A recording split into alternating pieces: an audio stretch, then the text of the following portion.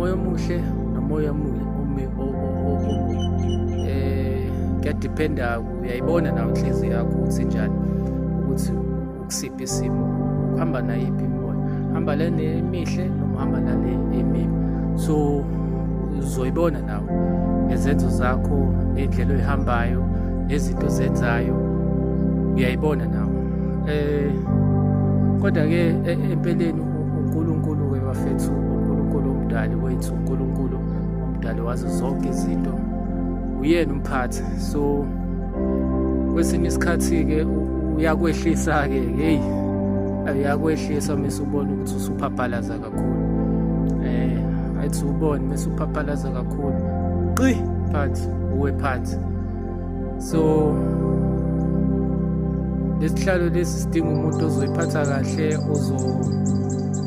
bese kudinga nje uNkulunkulu ukuthi uhambe ngendlela yakho, uhambe kahle, uzoyibonela nawe, uzowa nje phansi. Ingakho-ke mhlampe uma kade useposition ephezulu, uwe uma kade unamabhizinisi, uwe kade etswele, uyatswala, kade etswele, sekuphelile ngayo. Lalela, uNkulunkulu onamandla nazo zonke izinto. So sinomdali oyedwa uNkulunkulu.